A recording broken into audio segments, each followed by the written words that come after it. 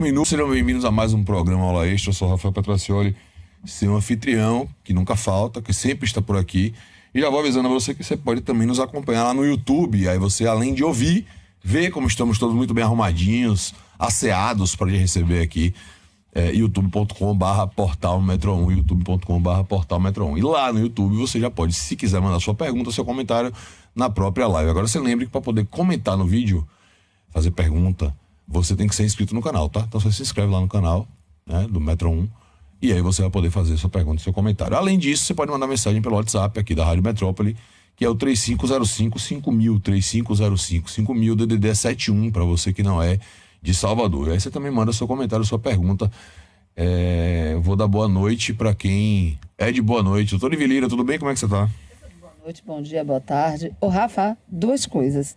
Eu acho que você não sabe nem o telefone fixo da sua casa, mas o telefone da Rádio Metrópole você não esquece, Eu acho né? que telefone fixo nem tem mais lá em casa. Rapaz, na minha casa tem, mas você sabe uma curiosidade? Na minha casa tem, mas seu telefone sem fio, nunca mais eu carreguei. Então, Não tem mais exatamente, aparelho, não tem mais exatamente. aparelho. Acontece a mesma coisa na casa. Mas, por exemplo, provavelmente você não sabe o telefone celular de todos os membros da sua família. Não. Não vou criar intriga, mas a da Rádio Metrópole sabe. Outra coisa, eu sei que você sente que é uma parte incorporada do seu corpo, mas tem um AirPods na sua orelha, viu? Que tá aparecendo ali no vídeo.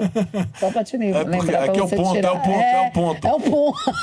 O DJ fala ali, DJ, tô ouvindo. Não, sim, tá bom. Mentira, não funciona não. É só no meu celular mesmo. Galera, Rapaz, você acabou de entregar que você tem um roteiro no ouvido. Não, é porque o outro fone minha filha perdeu, tá ligado? Eu tô com um só agora. Mentira.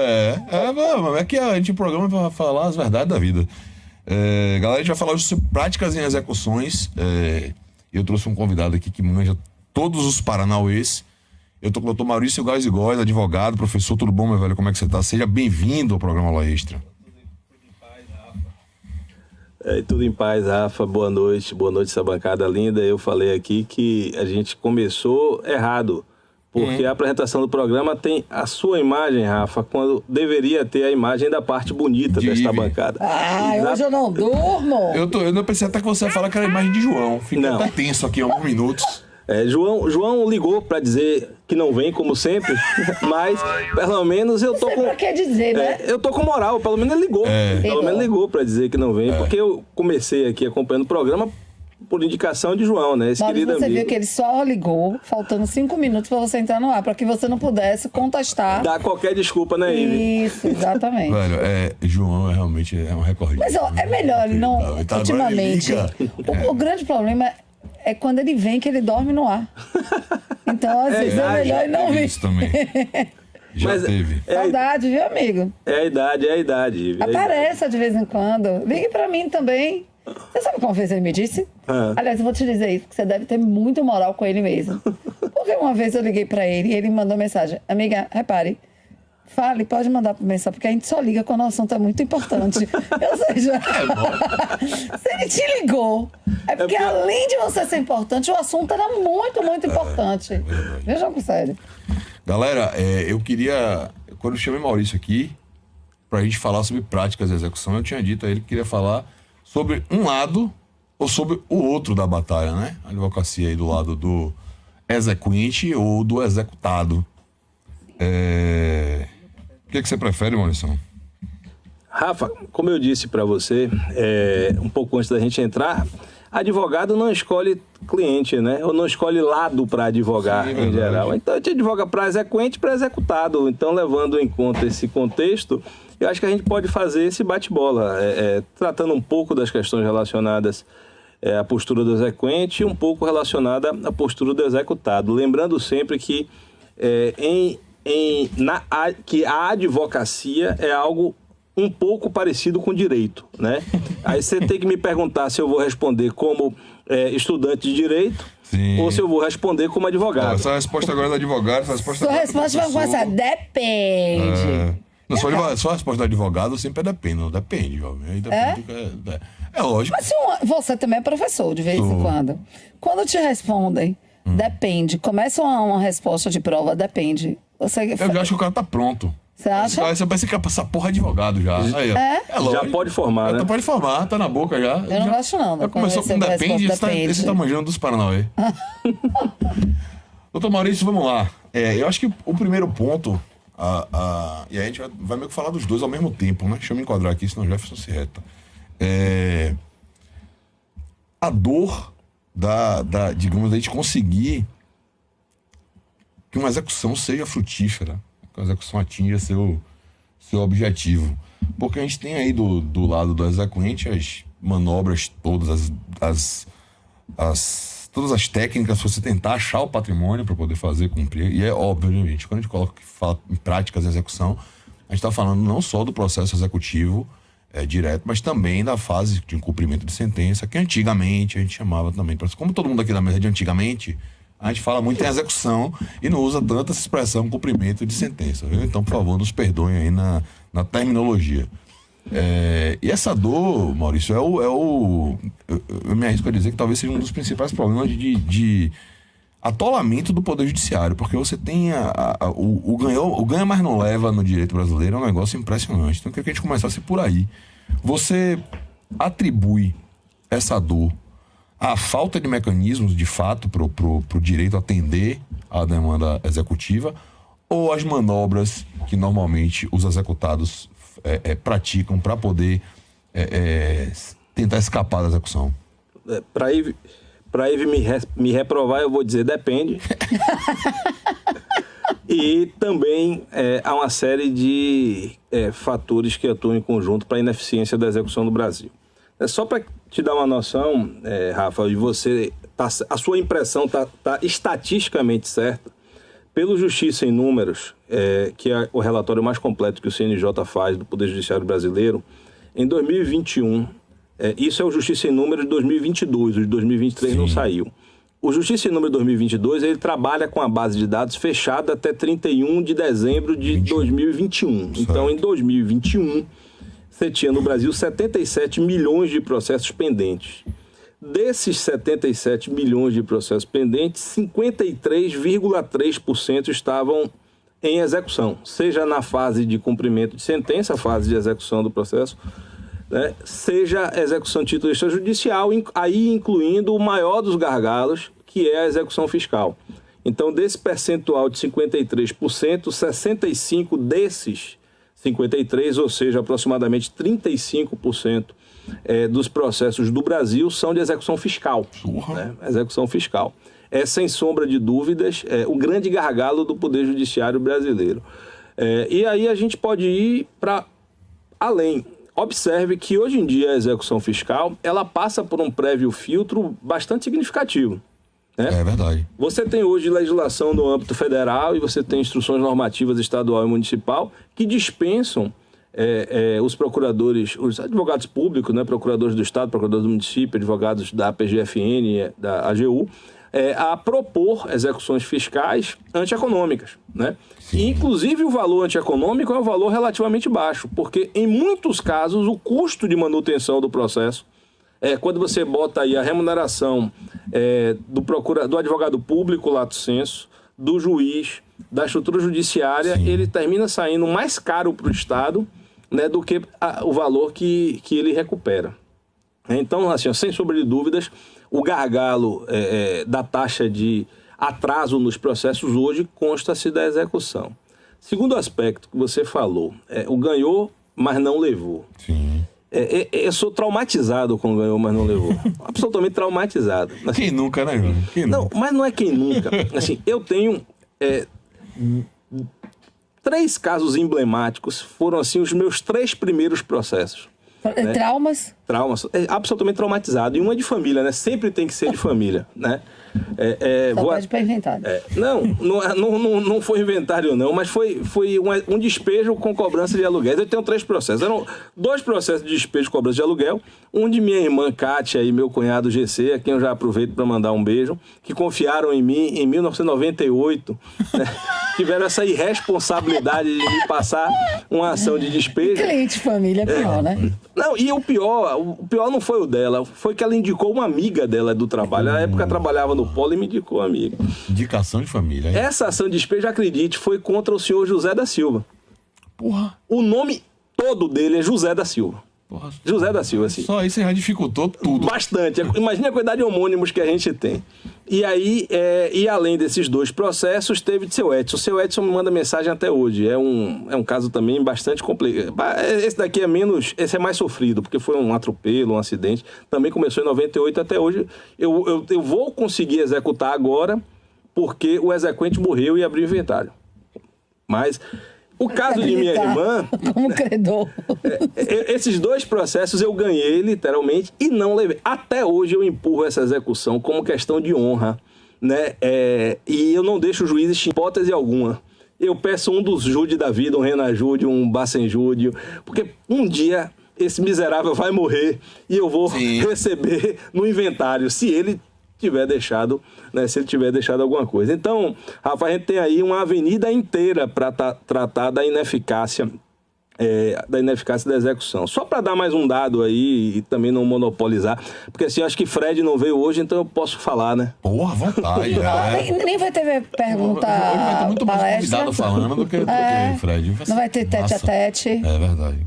Que bom, né? Que bom. Mentira, viu, BDV? Um beijo pra você. Não, só vou te dizer uma coisa. Uma convidada que a gente recebeu lá no podcast me perguntou assim: essa sigla não me é estranha, BDV. Não é estranha. Essa sigla. Não é estranha Mas ninguém, aí, na verdade. dando gancho, é uma sigla de execução também? Não. BDV? Que eu saiba não. Essa eu desconheço. Mas dando um último dado aí para devolver a bola para vocês, para Ive, para você, Rafa. Tem muito a ver com a eficiência e a respeitabilidade que o próprio judiciário tem com a satisfação, né, do seu provimento, a satisfação da prestação judicional.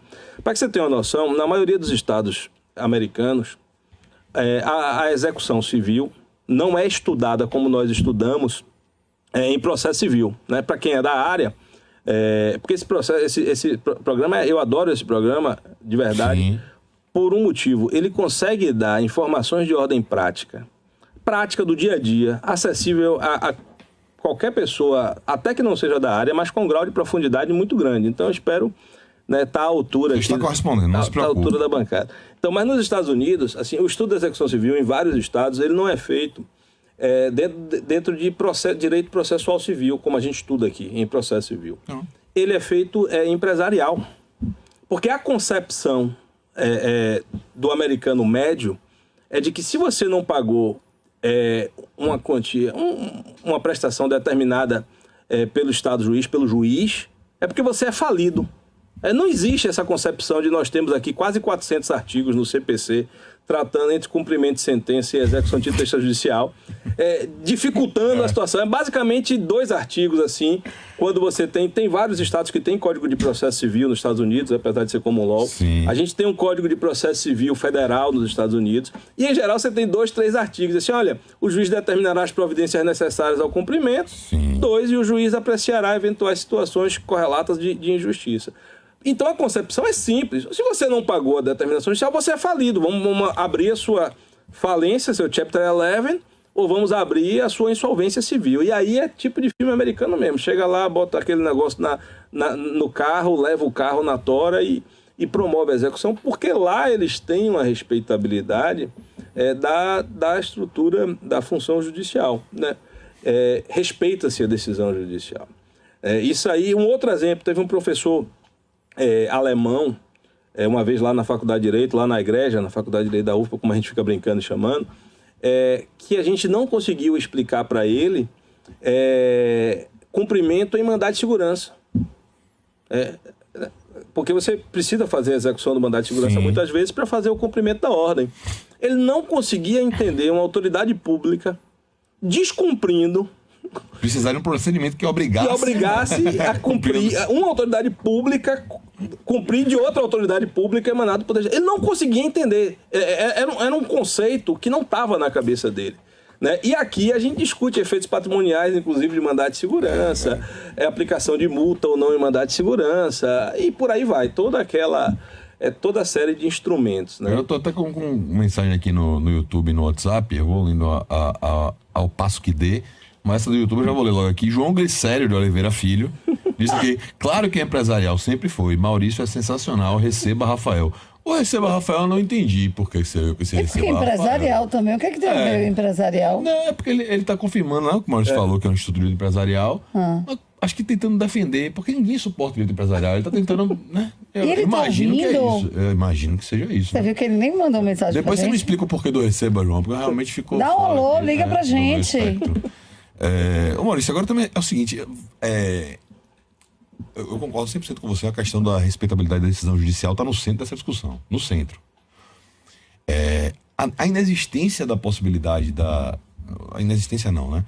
Mas a não existência, digamos assim, de institutos idênticos para a falência de pessoa física no Brasil, como há nos Estados Unidos, também é algo que, se existisse, como existe lá, talvez ajudasse um pouco na condução. A gente tem, Rafa, o Código de Processo Civil de 2015... ele não regra da insolvência civil, Sim. mas ele mantém vigente o CPC de 73 no que concerne à execução contra devedor insolvente. É uma execução que ninguém dá, assim, ele estava no programa de execução, mas todo professor de processo, como o programa de execução é gigante, a gente sempre deixava para tratar ele do final para não ter que tratar, né? Para não dar tempo, e aí você não tratava, porque é um instituto que não existe na prática. Mas, em tese, nós temos um procedimento de execução contra devedor insolvente. Não rola. Não, eu tenho 24 anos de advocacia cotidiana e eu nunca advoguei e nunca soube da execução contra devedor insolvente, que é a falência da pessoa física, né? Que tramitasse. Eu desconheço... É verdade, eu só ouvi falar na faculdade. Agora lembrando. E tá vigente, viu? Aí o pessoal disse, pra que eu vou mudar se não existe? Deixa eu te fazer uma pergunta, Maurício. Você acha que vai sofrer diferença, né? Alguma consequência na fase da execução? A figura do superendividamento? Deixa eu te falar aí, Vi, assim, a figura do superendividamento, ela já está, de certa forma, vigente. Ela tem, na minha concepção, uma série de problemas, né? Uma série de problemas. Que ela tem consequências, de fato tem, né? Porque reconhecida a tese do superendividamento, você limita a força executiva do credor. O credor passa só a poder promover a execução na medida daquilo, né? Respeitada a dignidade da pessoa humana, respeitados os aspectos de sobrevivência, daquele percentual, digamos assim, do patrimônio, da renda do executado. Sem sombra de dúvida há. Agora, você tem uma série de pontas abertas na aplicação prática do superendividamento. Fica extremamente subjetivo e fica muito a cargo do magistrado. E termina servindo, de fato, ou seja, se for ser cumprido a rigor da figura, ele vai ser aplicado em pouquíssimas situações. Né? E, na verdade, e aí você tem os problemas, as deturpações do sistema brasileiro, né? Porque assim, o superendividamento, eu só indicaria a defesa através do Instituto Superendividamento. Eu só imporia a alguém que tem consignado, crédito consignado em folha. Fora isso, né? Não tem nenhuma utilidade, dado o nível e o grau e o rol de bens impenhoráveis. E a própria impenhorabilidade dos vencimentos. Então só tem dos vencimentos, subsídios, salários, rendimentos, Montepios. Adoro Montepios. Montepios é ótimo. Montepios. Rafael tá não sabe o que é, não. Montepios não é da minha época. Nossa. Não é da minha época. Então assim, salvo se você estiver sendo executado, ou executado, ou havendo, na verdade, desconto em folha por um crédito consignado, e aí sim você usa a teoria do superendividamento. Fora isso, assim, não tem utilidade. É muito mais fácil no Brasil advogar para o executado, sem sombra de dúvida, do que para o exequente. Falando nisso, aproveitando seu gancho, desculpa, Rafael. Não, jogue duro. Mas a sensação que eu tenho, tanto como advogada e como professor, e também como participando desse programa, ouvindo muita gente, muita fala interessante, a gente sabe que a gente tem, nos últimos tempos, uma mudança de concepção do processo de execução. A gente tem um rol extenso de bens impenhoráveis. Por outro lado, a criatividade processual vem fazendo surgir novos bens passíveis de execução, que os digam as milhas de programas de pontuação, que o diga as moedas digitais, né? Que o digam as restrições pessoais. Então, por outro lado, contrapondo isso, a gente abre uma caixinha, a sensação que eu tenho que é de vamos então ser mais criativo, porque já que batendo nessa relação de bens comuns, né, créditos bancários,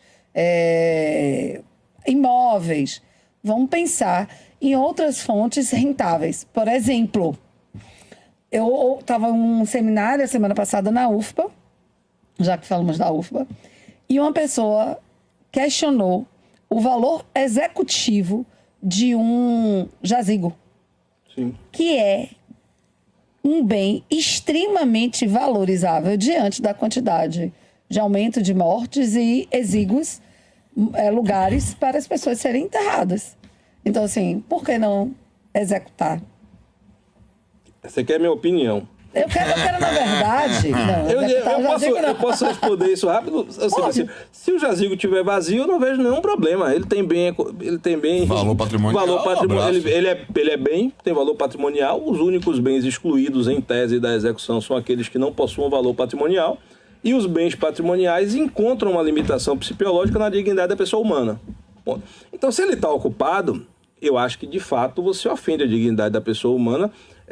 No caso da família, dizer assim, tire seu pai daí que eu vou promover a venda, tire os restos mortais de seu pai que eu vou promover a venda. Mas eu conheço gente, tem maluco de todo tipo. Eu tenho um tio que já tinha comprado. Meu avô, antes de morrer. Meu avô tinha até contratado a missa de corpo presente. Sabe aquela missa de sufrágio? Meu avô tinha contratado as flores. Não, meu avô morreu com 93 anos. Desligou ainda por cima. Comprou, Demorou como a zoa. Demorou só gasto. Só gasto. Mas ele pagou a missa, pagou as flores, pagou o caixão e também já tinha o jazigo pago. Roberto Sininha tá mandando uma mensagem aqui, falando que ele tem um processo contra a construtora, mais de 10 anos parado, que não anda, que não funciona, que ele já demorou tanto que ele já até vendeu o apartamento. Não é meu cliente não, né? Não, porque eu tenho um processo, eu tenho um processo que, eu não vou dizer o nome, mas eu tenho um contra a construtora que eu tenho tido uma dificuldade tremenda. Eu vou protestar agora, porque eu não tenho conseguido fazer a execução, que é uma construtora faz bastante tripulia. E hoje, engraçado que hoje eu atendi um cliente que é devedor dessa construtora. Disse, não se preocupe que eu vamos encontrar aqui. Aí eu terei um processo de execução advogando em face da construtora, tentando executar a construtora. E hoje eu recebi um cliente que eu vou ser advogado de um devedor numa execução desta construtora. Como eu estou dizendo a você... Vamos sentar, vamos negociar esse negócio. Maurício, daqui a pouco seus clientes vão começar a mandar... Doutor, aquela minha execução... Não pode consultar, não. Sininha está perguntando, inclusive, o que é que ele poderia fazer para poder... Qual a melhor maneira dele tratar isso, porque ele está aqui, não funciona, se ele pode reclamar em algum lugar e tal. Sininha, a primeira coisa que ele disse para fazer, procure o advogado seu, cara. Do processo. Para saber, peça a ele notícias, entendeu? Saber como é que tá, como é que não tá, até para você poder...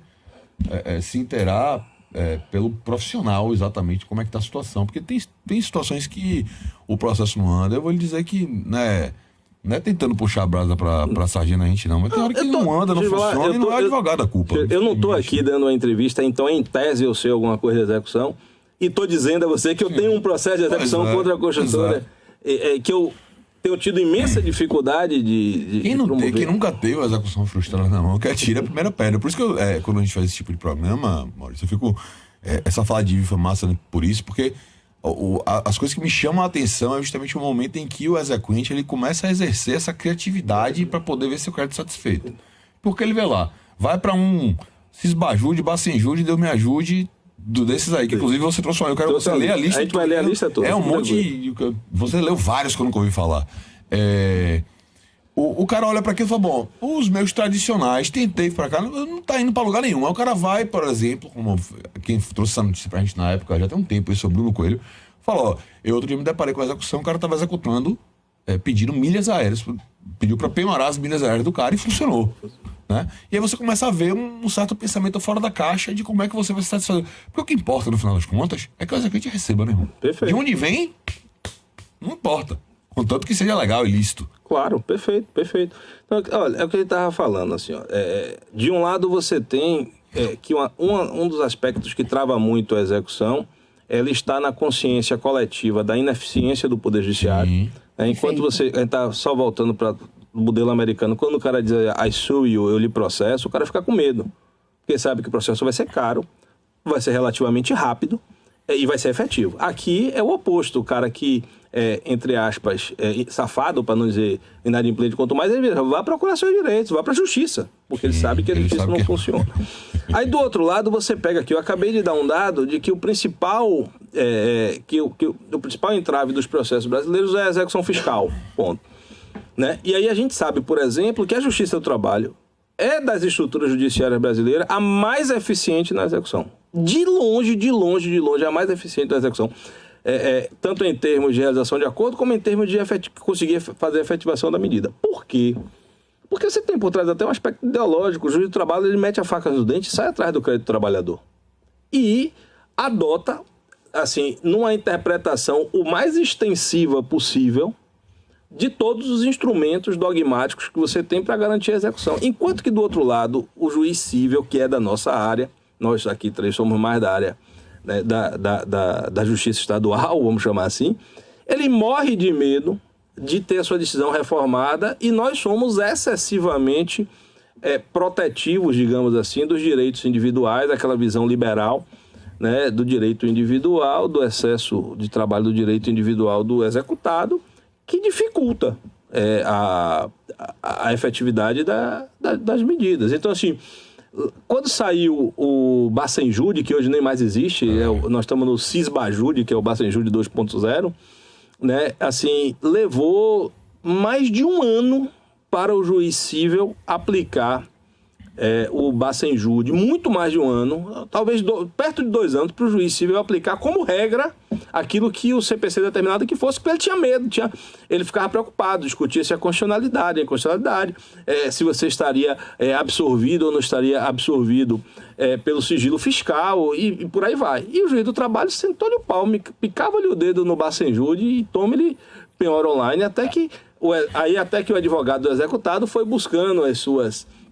o que você está falando a impressão que dá justamente. Agora isso está sendo um pouco minado, porque na reforma 17 o pessoal proibiu que o juiz pratique atos de ofício na execução do trabalhista, que era o comum, né? Quem advoga para reclamado sempre soube que o cara não precisava que o advogado do exequente movimentasse o processo, porque o próprio juiz já fazia aquilo acontecer, ele praticamente tomava o polo ativo da execução e ia para dentro. E aparentemente com uma visão eu vou atirar primeiro e vou perguntar depois. Então chega uma novidade, tome. Depois que vamos discutir essa zorra depois. Mas você vê que normalmente essas inovações, principalmente de execução, e aí aqui vou fazer uma ressalva em questão das discussões de legalidade em determinadas medidas, obviamente, né? Até porque a gente vê, por exemplo, a situação de você ter a questão da desconsideração da personalidade jurídica na justiça do trabalho, uma coisa extremamente contrária ao que é praticado em todas as outras discussões sobre personalidade jurídica. Então, ressalvar essas questões de legalidade que você vai ter que discutir para cá e para lá, eu acho que essa efetividade vem nessa ousadia de usar a novidade. Apareceu a novidade, usa, meu amigo. Claro. Mas vai lá na frente, não, veja só, o sniper... Meu irmão, o que eu ouvi falar, o que eu soube, inclusive de amigos que são juízes, foi o sniper entrou no ar, começou a ferver, os juízes do trabalho foram os primeiros a meter mão. Porque parece que era a natureza da própria atividade deles, já estão mais acostumados com isso no dia a dia. Rapaz, tem ouvinte na linha. Na linha aí Emerson. Emerson, você se responsabiliza? Bota aí pra falar. Aí. Alô, boa noite. Boa noite. Quem tá falando? Alô, tô vendo, tá. Foi eu que mandei mensagem dos 10 anos. Sim, só pra esclarecer o seguinte, meu advogado, ele procura sempre, eu inclusive já fui lá, já pedi para poder dar andamento, o advogado ia constantemente no início, e assim, o que diziam é que sempre que a juíza estava de férias, e ele cavucou um pouquinho mais e percebeu que só os processos do filho dela que andavam, que é aqui em Camaçari. Então, assim, eu até sugeri tentar dar uma queixa para o Roberto. Se você der uma queixa, pode ser que ande, mas ela possa ser que ela venha a dar negado por raiva, devolver, digamos assim. Então, assim, eu já não sei mais o que fazer. Tem 9 anos, eu fazer 10 agora, no meado do início do ano que vem. E não anda, já vendi o apartamento. A vistoria não foi feita, tinham 6 anos parados, esperando para fazer a vistoria, e não fizeram a vistoria. Então, assim, já não sei mais o que fazer. Eu queria uma orientação de se tem algum lugar que posso dar queixa ou apenas aguardar e esperar que ela, de boa vontade, faça o julgamento. Que situação, assim, não é brincadeira mesmo, não. Eu vou dizer que aí tem uma questão da advocacia que está posta, né? Tem uma questão de estratégia aí. Seu advogado acha que uma batalha pode te trazer algum tipo de prejuízo. Eu não vou fazer juízo de valor nenhum sobre a estratégia que ele tomou, né? E menos ainda posso falar sobre essa questão dos processos do filho das pessoas que andam no ano. Realmente, na verdade, fica meio amarrado, né? Falar aqui. Pra gente também não deixar de responder de certa forma, Seninha, é o seguinte, Seninha, a gente está aqui tratando das questões de relação à execução, digamos assim, nas CNTPs, condições normais de temperatura e pressão. Tudo que você nos relata descamba para um campo da patologia, da doença do sistema judiciário. Não está normal. Né? Não é normal. O processo dele não está normal. Pronto, seu processo não está normal. Né? E aí, de fato, é uma decisão que você tem que discutir com muito cuidado com o seu advogado, mas assim, a gente tem estruturas correcionais para as quais você pode responsavelmente, né? Você tem que ser responsável, claro, em apresentar a sua situação de fato para que ou a Corregedoria do Tribunal de Justiça analise a situação. Você tem uma outra estrutura do Tribunal de Justiça que funcionava muito, de um tempo para cá está funcionando menos, eu não sei se Nerivaldo era o ouvidor geral, e a ouvidoria é um setor menos traumático, porque não abre um processo administrativo contra o magistrado, mas você indo na ouvidoria, em geral a ouvidoria comunica ao magistrado de que tem uma situação, e se seu processo estiver parado por mais de 90 dias, aí você já pode usar a ouvidoria. Tá? Então é um caminho, eu acho que a ouvidoria é menos traumático, não sei como é que está funcionando, acho que o Nerivaldo, que era quem cuidava, se aposentou e não sei mais lá no tribunal quem está cuidando. Além disso, você tem a Corregedoria do Tribunal de Justiça, que você pode fazer, aí eu não trataria de questões relacionadas se você não tem prova a filho de ninguém, mas trataria da questão do excesso de prazo. O excesso de prazo, o juiz pode sofrer, deve sofrer aí uma apuração e, se for necessário, é uma questão correcional. E a gente ainda tem o Conselho Nacional de Justiça, que também é um outro órgão. Então, assim, para não deixar você no vácuo, eu lhe sugiro que converse com o seu advogado essas 3 possibilidades, de usar a ouvidoria, de usar a Corregedoria do Tribunal de Justiça e de usar o Conselho Nacional de Justiça para apresentar uma denúncia, porque o que nós estamos aqui hoje tratando de instrumentos, digamos assim, dentro da normalidade, e a sua situação parece que foge um pouco da normalidade. Tá bem fora da curva. Vou mandar um abraço para o Dr. Vitor Gurgel, que é uma das prerrogativas da OAB Bahia, mandou uma mensagem para a gente aqui. Thiago Carmo, no YouTube da Rádio Metrópole, youtube.com/portal Metro 1, tá mandando aqui: eu sou uma vítima desse ganho, mas não leva, tem um processo contra a faculdade com liminar, a faculdade insiste em não cumprir e fica por isso mesmo. Além dos inúmeros recursos existentes, o executado ainda conta com a morosidade da justiça, que leva 90 dias para realizar um despacho ordenando algo. Até essa questão dos 90 dias, a gente vê alguns juízos usando de expedientes para burlar, né? Você vê com aquele... Intime-se. Não faz porra nenhuma só para dizer que teve alguma movimentação no processo. É um negócio que chega a dar uma úlcera no advogado. Não é brincadeira, não. Mas quando a gente vai partir pros bajude, velho... Antes dos bajude aí, eu acho que tem 2 pautas correlatas que a gente pode tratar aqui. Que a gente pode ser antes ou depois dos bajude. E aí, Ive é quem decide uma parte, sim, que é a reflexão sobre a execução indireta, né, que é a utilização de meios coercitivos para conseguir alcançar a execução. E tem uma outra pauta, que é a pauta da desjudicialização da execução civil.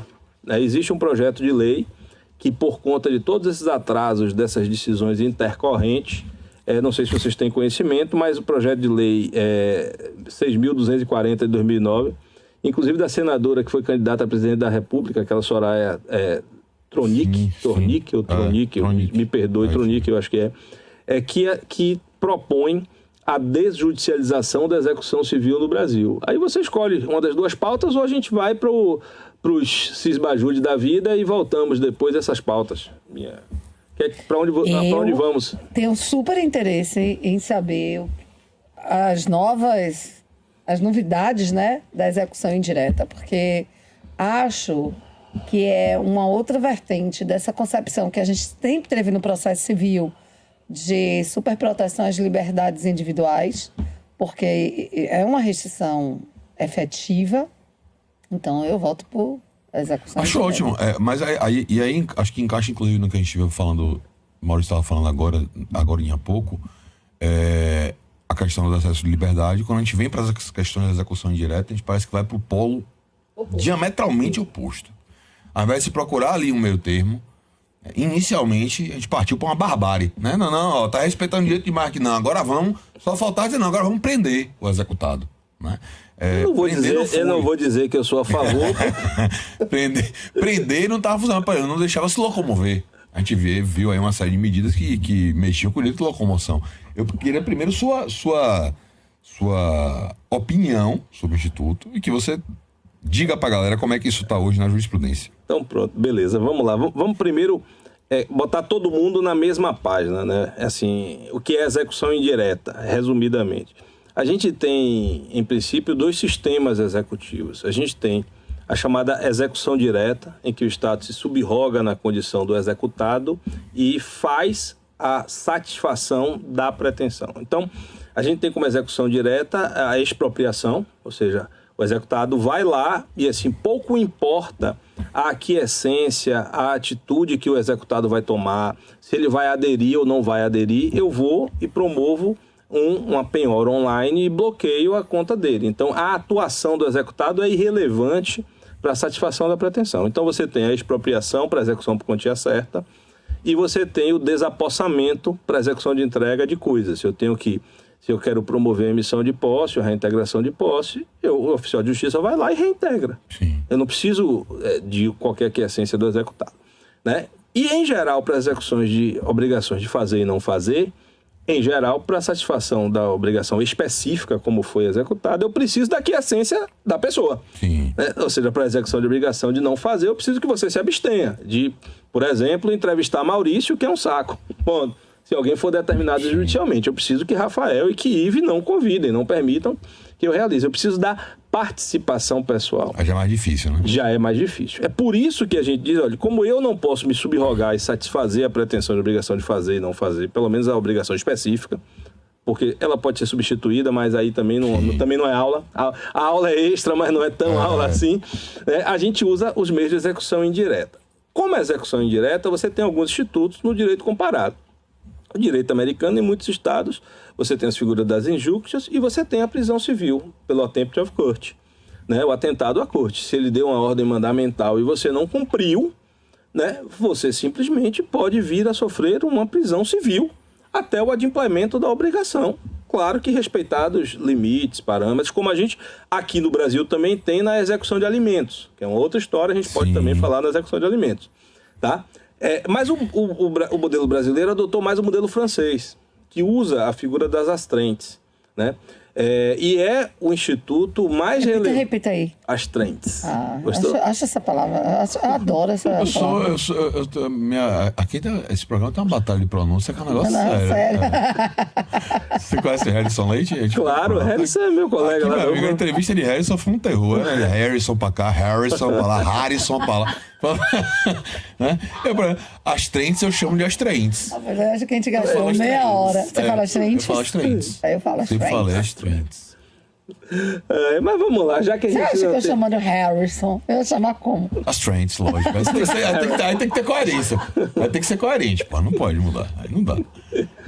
Pois é. Então a gente adotou o modelo das astrentes, ou seja, como... Maurício chegou a mudar. Primeiro ele falou, astrentes, E agora ele ficou na dúvida. Astrentes. Então, ou seja, a gente tem a aplicação da multa como principal meio de execução indireta. Feito assim. Só que a gente adota, no Brasil, um modelo de execução indireta de cláusula aberta. A multa é o modelo principal, mas o juiz pode, no caso concreto, adotar outras medidas coercitivas se estas medidas elas forem mais eficientes ao caso concreto. Então não virou moda tirar o Telegram e o WhatsApp do ar. É uma medida de execução indireta. Você não vai cumprir a ordem mandamental, vamos suspender. Isso você pode fazer com a cessação de atividade nociva de qualquer natureza, fechamento de determinado estabelecimento empresarial, além de outras medidas das mais variadas possíveis, tá? Nesse ponto aí, Maurício, desculpa interromper, Claro. a criatividade manda, né? Manda. De acordo com o caso concreto, você pode propor a medida que você achar mais... Eu, por exemplo, já tive um mandato de segurança que eu só consegui fazer a execução quando o juiz deferiu a suspensão da internet em um prédio público. Foi a multa. Porra, massa, gostei. Assim, você é uma medida Você atrapalha proporcional, atrapalha. Porque o objetivo é atrapalhar. Exatamente. Eu sou da época que a gente executava condomínio pedindo a penhora do elevador e bloqueio do elevador. Pô, isso era boa também. Era excelente, pô. Eu fejava lá quando você dizia que ia fazer a remoção, porque condomínio é dificílimo de você penhorar. Não tem patrimônio. Verdade. E aí a gente pedia penhora do elevador. Mas aí voltando, rapaz. E aí, o que é que começou a funcionar? Assim, no Brasil as coisas são reversas, né? E aí a gente começou a perceber que as técnicas de execução indireta, elas passaram a ser, muitas vezes, muito mais efetivas do que da execução direta. Porque eu tenho tantas limitações relacionadas à impenhorabilidade, né? Relacionadas à estrutura do Poder Judiciário, relacionadas à demora do Poder Judiciário, que é muito fácil você dificultar a execução direta, né? Basta você botar o carro no nome do filho, o dinheiro da conta é impenhorável se for proveniente de salário, ou salário, subsídio, ou seja, qualquer fruto de remuneração, ou na verdade não é nem remuneração, pode ser inclusive valores recebidos a título gratuito, mas que sejam de manutenção da família. Até depósito em caderneta de poupança até 40 salários mínimos. A impenhorabilidade do salário, até 40 salários mínimos, ou seja, se você der um calote num pipoqueiro da escola de seu filho e ele entrar nos juizados especiais e você for um magistrado e receber 39.500 de remuneração, ele não pode executar seu salário para poder pagar a pipoca. Só que aí você começou a perceber que as técnicas de execução indireta eram muitas vezes mais efetivas. E a gente começou a ter um entrelaçamento, uma utilização de técnicas de execução indireta, até nas hipóteses que a execução direta era indicada. Sim. Então, por exemplo, na mais direta das execuções, que é a execução por quantia certa via expropriação, você tem a multa do 523. Sim. O não pagamento da dívida no prazo determinado pela sentença, ou seja, nos 15 dias após o trânsito, a exigibilidade, né, o trânsito em julgado em geral, impõe a aplicação da multa de 10%. E mais honorário de 10%. Então, a lógica central é, amigo, se você pagar, você deve 100 mil. Se você não pagar nos 15 dias subsequentes, você deve 120 mil. Qualquer pessoa que entende matemática sabe que isso é um peso. E aí você começou a ter a adoção das mais diversas técnicas de execução indireta. Então, por exemplo, uma das coisas interessantíssimas, a gente estava falando de execução fiscal. Sim. O que a Fazenda Pública faz hoje? Ou seja, um país, inclusive, que você tem, ou de um lado, pessoas com muita capacidade econômica, que tem uma série de instrumentos e institutos para dificultar a execução, para fazer a proteção patrimonial, a gente pode falar deles mais adiante, ou pessoas que são miseráveis e vivem penduradas no crédito, que também são objeto de execução. E aí começou-se a perceber, né, que a adoção de técnicas de restrição de direitos eram muito efetivas. Então, por exemplo, começaram as procuradorias do município a protestar as CDA, as certidões da dívida ativa. Você não pagou IPT ou não, eu vou lá e protesto você. Isso chegou no STJ, foi julgado no RESP 1.895.557 de São Paulo, em que se discutia a necessidade de edição de lei municipal para a matéria, e o STJ disse não, amigo. É um ato de execução permitido para dívida em comum, aplica-se subsidiariamente a execução fiscal. Claro. E aí você vai e protesta a CDE. E hoje em dia, uma vasta gama de valores, as fazendas municipal, estadual e federal, elas simplesmente não executam.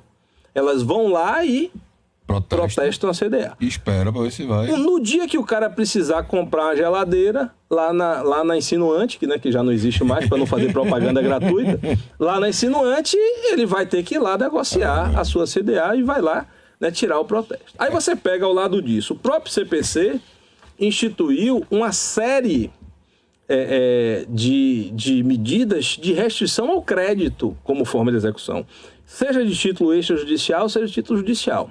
Você começa com a figura da hipoteca judicial.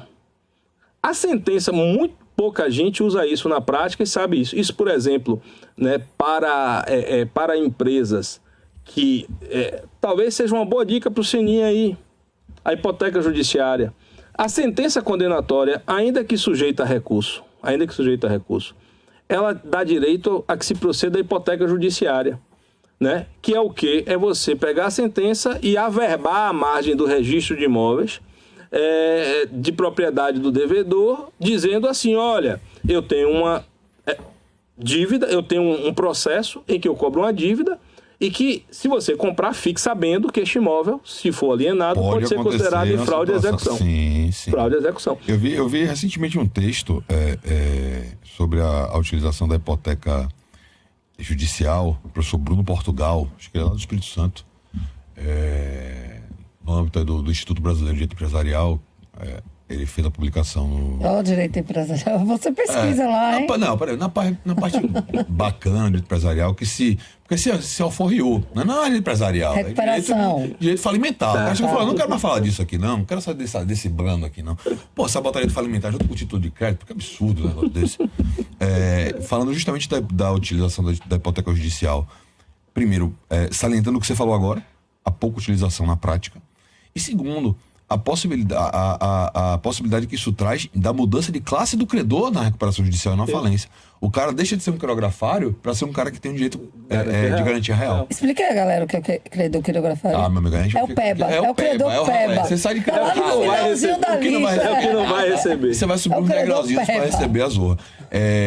Então, é um instituto que existe, não é antigo. Recente, é muito antigo. É antigo. Mas ninguém usa, né, velho? Não, usa muito pouco. E no caso de nosso amigo Seninha, como é uma construtora, em geral, o ativo da construtora é imóveis. Sim, verdade. Então, em geral, é possível que ele vai tenha comprar um terreninho aí para incorporar mais adiante.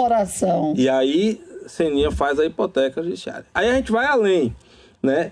A decisão judicial transitada em julgado, né? Ela dá direito também ao protesto. Você pega a certidão da decisão, leva protesto e faz o protesto do bem. E as decisões de título... Que também não está sendo muito usado. Que também não está sendo muito usado. É porque é difícil, cara, na prática. O problema central que a gente tem, assim, o Tribunal de Justiça da Bahia melhorou muito. Eu advogo há 24 anos, sou testemunha, já sofri mais, continuo sofrendo. Mas o tribunal melhorou muito, melhorou em quantidade, em qualidade, em tipo de prestação de serviço. Agora o tribunal precisa voltar os olhos ao primeiro grau. O nosso problema na estrutura judiciária estadual baiana é o primeiro grau, que está desassistido. É desassistido. E aí, você tem dificuldade de tirar a certidão. Eu tenho um processo, por exemplo, que eu boto todo dia lá e é difícil. O cartório integrado não funciona tão bem e você não consegue, e excesso de trabalho. E você fica, às vezes, com pena do funcionário. Você fica tomando porrada do cliente, de um lado, e do outro lado com pena do servidor. Porque você chega lá e você vê o cara. Vou dizer, isso em algumas cartilhas de boas práticas que você vai vendo acontecer em outros lugares. Algumas dessas que eu vou falar aqui, eu nunca vi acontecer em lugar nenhum, mas que você ouve pessoas sugerindo. Determinados serviços que estão à margem da prestação jurisdicional, eles deveriam ser centralizados em setores que poderiam fazer isso com agilidade. E eu estou falando, por exemplo, aqui o seu exemplo da certidão da sentença para poder a pessoa utilizar para fim de protesto. Mas também estou falando do nosso queridíssimo, amado, aquele que a gente sonha com ele todos os dias, que é o alvará. Você poderia ter uma central de expedição no alvará, para você não ficar dependendo que cada vara expressa o alvará na sua velocidade. A forma de comunicação entre as varas dessa central é uma coisa muito simples de se fazer. Então, quando você tem um setor que só faz aquilo, a tendência é que aquilo ande melhor, ande mais rápido. Então, às vezes também você vê uma certa inércia, uma falta de criatividade mesmo, velho. O cara tá ali ficando no mais do mesmo, né? A falta de uma preocupação com a gestão, né, na área jurídica. Né? Então, assim, e isso é uma deficiência, inclusive, da formação. A gente agora lá na... Gestão pública, né? Não só pública, às vezes gestão da estrutura processual mesmo, das estruturas processuais. seja na área pública, seja na área privada, seja até em departamento jurídico. É uma matéria que falta nos currículos. Lá na Faculdade de Direito da Universidade Federal, a gente está passando agora por um projeto de reestruturação do currículo. Sim. Então, uma das coisas que eu pretendo propor lá é isso, é que a gente tem uma matéria correlacionada à gestão de direito, gestão na área pública, gestão na área privada, gestão de pessoas, criação de plano de carreira, escritório, auxílio de gestão da estrutura judiciária. Você precisa ter isso. Você gestão do departamento jurídico, de departamento jurídico, escritório de advocacia. Você precisa ter, não tem. E aí você fica nesse sofrimento. Então, assim, aqui em Salvador, que é Meio Grosso, você tem, Rafael, nos cartórios integrados, quando você está em processos cíveis, empresarial não, cada um tem uma vara, mas cíveis e relações de consumo, que você tem que primeiro vaquejar o despacho. Quando conseguir o despacho, aí você vai entrar na fila da planilha. Eu descobri que tem uma tal de uma planilha. E aí você tem que saber, né? A planilha, porque assim, às vezes chega lá, só tem um funcionário que faz lançamento de alvará. Eu tive num cartório, eu conversei com o diretor, eu só tenho um funcionário. O que é que a gente faz? A gente respeita o CPC na ordem, a gente faz uma aplicação análoga do CPC pela ordem de conclusão. Está aqui minha planilha de Excel. Eu tenho 238 alvarás para expedir e eu tenho que lançar um por um no sistema para que o juiz assine. Então eu não tenho jeito. O seu é 239, acabou de entrar aqui. Então você primeiro tem que conhecer a estrutura, saber como funciona, porque isso não está em código de processo nenhum e não está em livro nenhum, para poder botar na droga da planilha. Aí quando entrou na droga da planilha, aí você passa a ter chance de fazer. Agora você tem que ficar acompanhando a planilha, né? No final. Porra, o mais importante é a planilha. Opa, aí, velho. 7h55, aí, porra, acabou meu programa. Eu tinha tanta coisa pra falar aqui ainda da execução. Né? E aí? Aí a gente vai ter que fazer outro, vai ter que fazer parte 2. Execuções parte 2, mano. Faltou o Ju de tudo. O Ju de tudo. Você tinha proposto duas, a culpa foi minha. Faltou a execução extrajudicial. A extrajudicial faltou. Não, estava querendo fugir da gente. Não, faltou as matérias de defesa do executado. Porque a gente, até agora aqui, a gente meteu muito pau no executado, mas também a gente vai ter que dar uma olhada pelo lado dele também, porque a gente advoga pra todo mundo. Então, claro. Além disso, tem uma mensagem aqui de Plínio Andrade Pimentel Júnior, manda aqui uma boa noite. Boa noite, Júnior. Aquele abraço, meu irmão.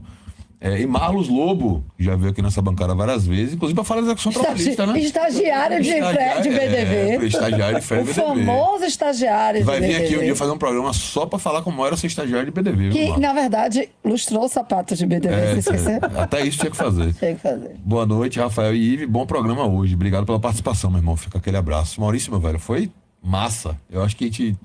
Pela noção do tempo aqui, o dia teve que levantar a mão ali pra ver a porra do horário passando. Essa mania de professor e advogado falando. Não, e o assunto da execução tem muito pano pra manga, né, velho? É difícil. E olha que a gente não teve pergunta palestra. Você viu que a gente deixou o Maurício solto. Nós não entramos na sua apreensão de carteira de motorista. É mesmo. Não conseguimos chegar lá, ficou só na introdução da execução direta. Mas agora, de fato, vamos... colocar mais um outro programa para poder continuar e terminar o assunto. Porque você tem que ver se o Maurício topa, né? O quê? Com a maior satisfação. Agora, eu só venho se João tiver na bancada. Aí, execução indireta. Aí você dificultou agora.